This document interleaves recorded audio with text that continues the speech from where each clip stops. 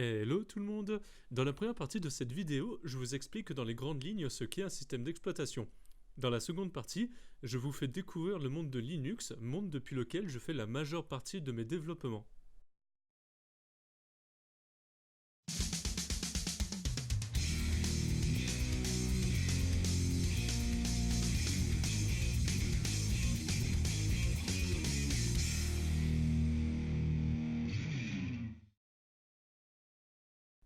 Pour expliquer ce qu'est un système d'exploitation, commençons par allumer un ordinateur. Cet ordinateur pourrait être l'ordinateur familial de la maison ou encore l'ordinateur portable pour le travail. Lorsque je démarre cet ordinateur, la carte mère, composant qui est le cœur de notre ordinateur, exécute toute une série de programmes dont le BIOS. Le BIOS est un programme basique qui établit la connexion entre les différents périphériques de notre ordinateur, la souris, le clavier, le disque dur par exemple, et démarre le système d'exploitation qui est installé sur notre disque dur. Et, pour plus de 80% des utilisateurs d'ordinateurs mondiaux en début 2018, le système d'exploitation qui se lance est Windows. Développé par la société Microsoft, les systèmes d'exploitation Windows les plus utilisés en 2018 sont Windows 7, Windows 8 et Windows 10. Si par curiosité vous voulez savoir sur quelle version de Windows vous êtes, il suffit de taper sur votre clavier la combinaison des touches Windows plus R, puis dans la petite fenêtre qui s'ouvre, vous saisissez WinVer, W-I-N-V-E-R, et vous validez. Avant l'apparition des premiers systèmes d'exploitation tels que Windows, nous communiquions essentiellement avec l'ordinateur en saisissant des lignes de commande. Il fallait s'armer d'un clavier, de documentation technique anglaise assez dense et de beaucoup de patience. Le système d'exploitation est simplement un programme qui est exécuté par le BIOS de l'ordinateur et qui est là pour faciliter la vie de l'utilisateur en offrant une interface graphique conviviale et intuitive, ni plus ni moins.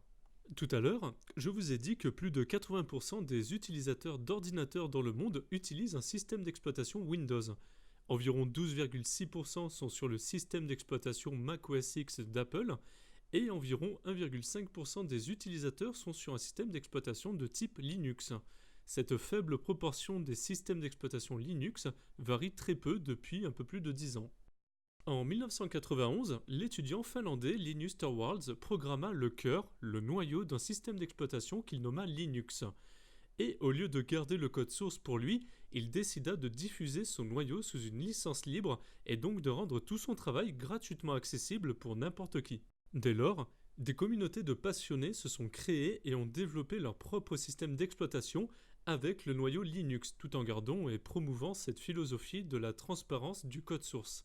Aujourd'hui, pas moins de 800 systèmes d'exploitation différents ont vu le jour. Le nombre de Linuxiens dans le monde se compte en dizaines de millions. Et pour terminer, depuis 2017, 100% des 500 supercalculateurs les plus puissants au monde sont équipés de systèmes d'exploitation Linux. Ils permettent entre autres de générer de gigantesques réseaux de neurones pour le machine learning ou encore de modéliser du mieux possible l'évolution de l'univers observable depuis le Big Bang à l'aide de théories et modèles établis par nos chers physiciens. Des systèmes d'exploitation Linux, il y en a pour tous les goûts. Vous voulez un système d'exploitation Linux qui ne chamboule pas trop vos habitudes de Windows? Utilisez les systèmes d'exploitation Ubuntu ou encore Mint par exemple. Vous recherchez un système d'exploitation adapté pour vos enfants?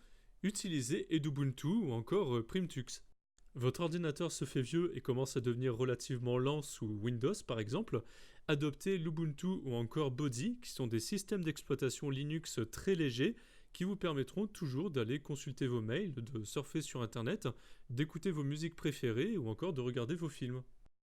L'anonymat et la confidentialité de vos données sont primordiaux pour vous lorsque vous naviguez sur internet. Utilisez le système d'exploitation Tail qui est entièrement dédié pour cela par exemple. Pour ma part, j'utilise Kali, qui est un système d'exploitation Linux contenant un grand nombre d'applications préinstallées pour faire des tests de sécurité informatique au sens large. Mais si tout est gratuit, alors c'est nous le produit. Non. Mais alors pas du tout ici. Si c'est gratuit, c'est avant tout grâce aux communautés de passionnés bénévoles qui contribuent tous les jours aux améliorations des systèmes d'exploitation Linux. Cela va du simple utilisateur qui remarque et signale un bug aux développeurs qui programment de nouvelles fonctionnalités. Dans des systèmes informatiques opaques, donc au code source inaccessible, la récolte des données des utilisateurs peut se faire de manière malhonnête, voire de manière complètement illégale. Chez Linux, de tels bouts de code malicieux seraient à la vue de toutes et de tous et seraient automatiquement retirés, corrigés avant même d'arriver sur nos ordinateurs. La faible proportion occupée sur le marché mondial de Linux est principalement due au fait que les premiers systèmes d'exploitation Linux avec un environnement graphique accessible et convivial n'ont vu le jour que bien après que Microsoft et Apple aient inondé le parc informatique mondial. De gros marchés, comme celui du hardware informatique ou celui du jeu vidéo, n'ont évolué pendant des années qu'autour des écosystèmes Windows et Apple. Malgré tout, aujourd'hui, les systèmes d'exploitation Linux ont des beaux jours devant eux et n'ont rien à envier aux autres systèmes d'exploitation du marché. Pour ma part, les raisons pour lesquelles j'utilise des systèmes d'exploitation de type Linux sont que la communauté d'entraide sur Internet est gigantesque et contient un nombre incalculable de personnes qui prennent le temps de vous aider quand vous en avez besoin, que vous soyez un nouvel utilisateur de Linux ou un programmeur chevronné. Une des philosophies phares de Linux est de mettre entre les mains des utilisateurs des systèmes d'exploitation épurés. L'habillage, la personnalisation des systèmes d'exploitation est à la charge de l'utilisateur. Ainsi, l'utilisateur Linux que je suis a un très grand contrôle de l'ordinateur.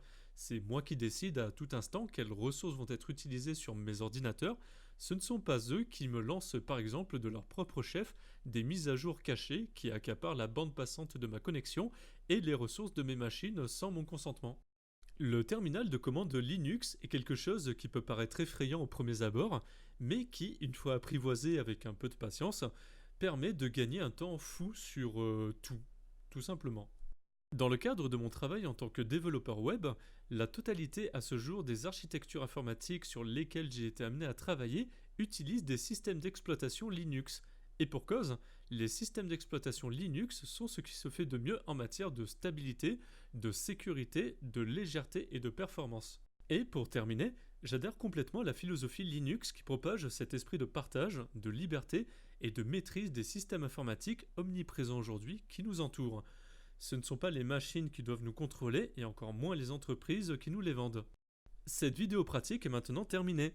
Pour la suite, dans les vidéos pratiques d'initiation de ma chaîne, donc destinées à des personnes qui débutent en informatique, je resterai sur Windows. Par contre, pour les vidéos pratiques plus avancées, je serai sur Linux et donc sur Kali. Pour les personnes qui débutent en informatique, ne vous inquiétez pas, j'accompagnerai suffisamment les vidéos dans lesquelles je traiterai de sujets plus avancés. Je veux rendre les sujets avancés accessibles aux personnes peu ou non initiées. Ce sont généralement les sujets les plus marrants, donc ça serait bête de ne pas vous en faire profiter. Allez, à la prochaine!